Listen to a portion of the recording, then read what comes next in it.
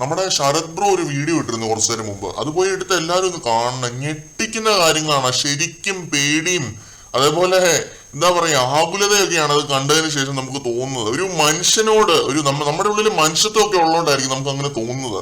സങ്കടകരമായ കാര്യങ്ങളാണ് കേട്ടോ. ശരിക്കും മനുഷ്യാവകാശ കമ്മീഷനോ അല്ലെങ്കിൽ ആ ഒരു ഹ്യൂമൻ റൈറ്റ്സ് ടീം ഇതിൽ ഇടപെടണമെന്നാണ് എനിക്ക് പറയാനുള്ളത്. വീഡിയോയിലേക്ക് വരികയാണല്ലോ, ജിൻഡോയുടെ അമ്മയുമായിട്ട് പുള്ളി നടത്തിയ ഒരു ഫോൺ കോൾ ആണ് ആ ഒരു വീഡിയോ. അതിൽ ജിൻഡോയുടെ അമ്മ പറയുന്നത് നമ്മൾ നോട്ട് ചെയ്ത കാര്യം, അമ്മച്ചി നോട്ട് ചെയ്തിട്ടുണ്ട് എന്നൊരു കാര്യമാണ്. പുള്ളി വളരെ ആക്റ്റീവ് ആയിട്ടുള്ള ഒരു വ്യക്തിയാണ് എന്ന്, ഒരിക്കലും രാത്രി ആവാതെ മടുക്കാതെ ഉറങ്ങാത്ത വ്യക്തിയാണെന്നും അമ്മച്ചി പറയുന്നുണ്ട്.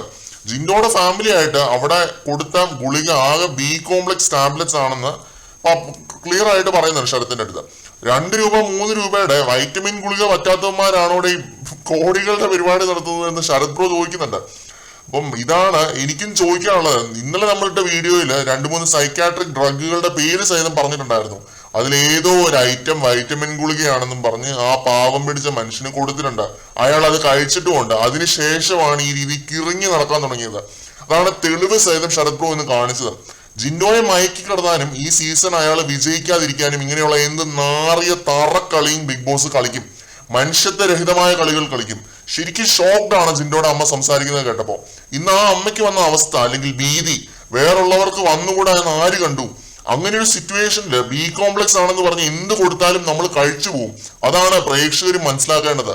കാരണം നമ്മൾ ഇരിക്കുന്ന സിറ്റുവേഷൻ അത്രയ്ക്ക് വിശ്വാസമാണ്, ബിഗ് ബോസിനെ അത്രയ്ക്ക് വിശ്വാസമാണ്. പക്ഷെ ആ പാവം പിടിച്ച മനുഷ്യനെ വഞ്ചിക്കുകയാണ് ബിഗ് ബോസും. അത് പുള്ളി അറിയുന്നില്ല. എന്തായാലും ജിൻഡോ ആരോഗ്യ കാരണങ്ങളാൽ പുറത്തായി എന്നൊരു അപ്ഡേറ്റും കൂടി നമ്മൾ ഇനി അറിയാനുള്ളൂ.